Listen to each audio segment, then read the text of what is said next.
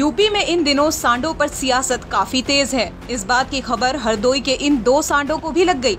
जब इन सांडों को ये एहसास हुआ कि वो कितने ज्यादा इम्पोर्टेंट हैं, तो उनके पैर जमीन पर नहीं टिके। बस फिर क्या था, चढ़ गए वो तहसील में बने आवास की 4थी मंजिल की छत पर। और छत पर जो एक बार चढ़े तो फिर जमीन पर उतरने का नाम ही नहीं। लोगों ने उनकी मान मनव्वल में कितनी ही कोशिशें कर ली, लेकिन सब बेकार।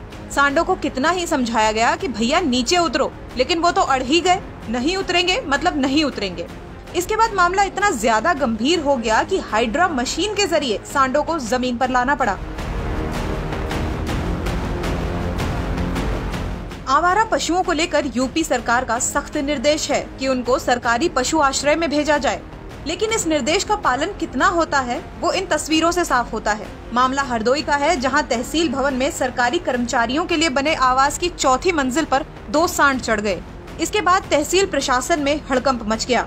आनन फानन में तहसील और पशु विभाग के लोगों ने सांडों को किसी तरह जीने से उतारने का प्रयास किया, लेकिन कामयाबी नहीं मिली।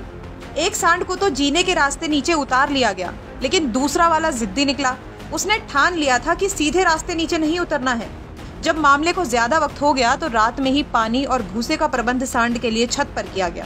फिर अगले दिन मौके पर पहुंची हाइड्रा मशीनों के जरिए 4थी मंजिल पर चढ़े हुए सांड को किसी तरह बांधकर रेस्क्यू किया गया। तहसील सुबाइजपुर में तहसील के पीछे कुछ सरकारी क्वार्टर्स बने हुए, उसकी 4थी मंजिल पे 2 सांड चढ़ गए थे।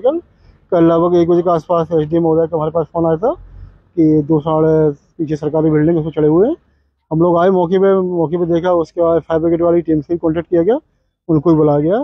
तो हमारी पहले तो प्राथमिकता यही थी हमारी और फायर ब्रिगेड की टीम की कि इनको जैसे भी वो सुरक्षित जीने के रास्ते से पैदल अपने यहाँ पे उतर के आ जाए तो अच्छा है, जिससे इनको कम से कम चोट लगे और उनको बेहोश भी नहीं करना पड़े। काफ़ी प्रयास किए हमने, लेकिन सांड आने को तैयार नहीं थे, बैठ जाते थे छत पे।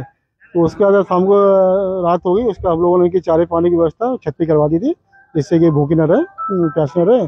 आज सुबह लगभग 9 बजे आके दोबारा फिर प्रयास किया गया, तो एक सांड को तो हमने जीने के रास्ते पैदल ही सुरक्षित निकाल लिया, जिससे उसको बिल्कुल कोई चोट नहीं लगी और आराम से निकल के बाहर निकल गया।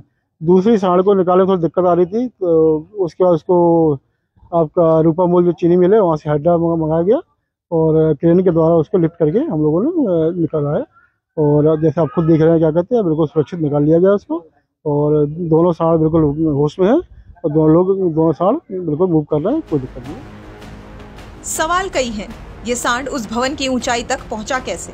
अगर उस सांड के रास्ते में कोई आता और उसको ये नुकसान पहुंचा देता तो उसका जिम्मेदार कौन होता?